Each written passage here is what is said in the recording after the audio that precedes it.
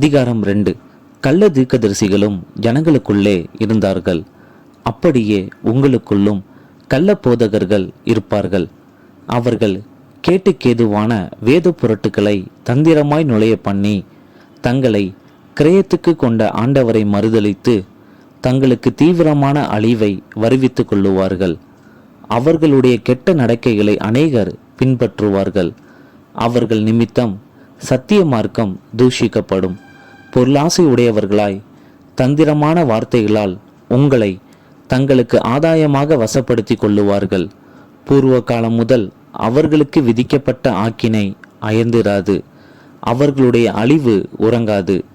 பாவம் செய்த தூதர்களை தேவன் தப்ப விடாமல் அந்தகார சங்கிலிகளினாலே கட்டி நரகத்திலே தள்ளி நியாய தீர்ப்புக்கு வைக்கப்பட்டவர்களாக ஒப்பு கொடுத்து பூர்வ உலகத்தையும் தப்ப விடாமல் நீதியை பிரசங்கித்தவனாகிய நோவா முதலான 8 பேரை காப்பாற்றி அவபக்தி உள்ளவர்கள் நிறைந்த உலகத்தின் மேல் ஜலப்பிரளயத்தை வரப்பண்ணி சோதம் கொமோரா என்னும் பட்டணங்களையும் சாம்பலாக்கி கவிழ்த்து போட்டு ஆக்கினிக்குள்ளாக தீர்த்து பிற்காலத்திலே அவபக்தியாய் நடப்பவர்களுக்கு அவைகளை திருஷ்டாந்தமாக வைத்து அக்கிரமக்காரருக்குள் வாசமாயிருக்கையில் அவர்களுடைய காம விகார நடக்கையால் வருத்தப்பட்டு நாள்தோறும் அவர்களுடைய அக்கிரம கிரியைகளை கண்டு கேட்டு நீதியுள்ள தன்னுடைய இருதயத்தில் வாதிக்கப்பட்ட நீதிமானாகிய லோத்தை அவர் இரட்சித்திருக்க கர்த்தர் தேவ பக்தி உள்ளவர்களை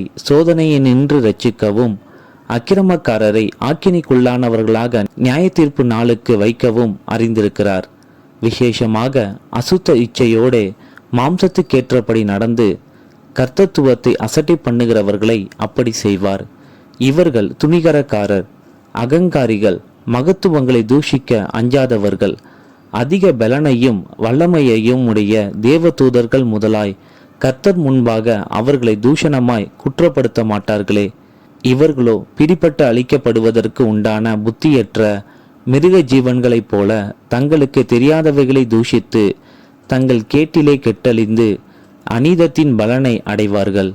இவர்கள் ஒரு நாள் வாழ்வை இன்பமென்று எண்ணி கரைகளும் லட்சைகளுமாயிருந்து உங்களோடே விருந்துண்ணுகையில் தங்கள் வஞ்சனைகளில் உல்லாசமாய் வாழ்கிறவர்கள், விபச்சார மயக்கத்தால் நிறைந்தவர்களும் பாவத்தை விட்டு ஓயாதவைகளுமாயிருக்கிற கண்களை உடையவர்கள், உறுதியில்லாத ஆத்துமாக்களை தந்திரமாய் பிடித்து பொல்லாசைகளில் பழகின இருதயத்தை உடைய சாபத்தின் பிள்ளைகள், செம்மையான வழியை விட்டு தப்பி நடந்து பேயோரின் குமாரனாகிய பீலேயாமின் வழியை பின்பற்றி போனவர்கள்.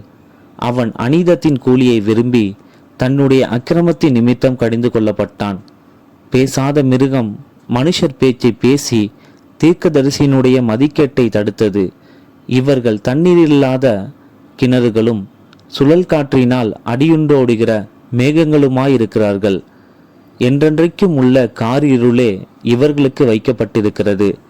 வஞ்சகமாய் நடக்கிறவர்களிடத்திலிருந்து அரிதாய் தப்பினவர்களிடத்தில் இவர்கள் அகந்தையான வீண் வார்த்தைகளை பேசி மாம்ச இச்சைகளினாலும் காம விகாரங்களினாலும் அவர்களை தந்திரமாய் பிடிக்கிறார்கள். தாங்களே கேட்டுக்கு அடிமைகளாயிருந்தும் அவர்களுக்கு சுயாதீனத்தை வாக்குத்தத்தம் பண்ணுகிறார்கள். எதினால் ஒருவன் ஜெயிக்கப்பட்டிருக்கிறானோ அதற்கு அவன் அடிமைப்பட்டிருக்கிறானே. கர்த்தரும் இரட்சகருமாயிருக்கிற இயேசு கிறிஸ்துவை அறிகிற அறிவினாலே உலகத்தின் அசுத்தங்களுக்கு தப்பினவர்கள் மறுபடியும் அவைகளில் சிக்கிக்கொண்டு ஜெயிக்கப்பட்டால் அவர்களுடைய பின்னிலைமை முன்னிலைமையிலும் கேடுள்ளதாயிருக்கும். அவர்கள் நீதியின் மார்க்கத்தை அறிந்த பின்பு தங்களுக்கு ஒப்புவிக்கப்பட்ட பரிசுத்த கற்பனையை விட்டு விலகுவதை பார்க்கிலும் அதை அறியாது இருந்தார்களானால் அவர்களுக்கு நலமாயிருக்கும்.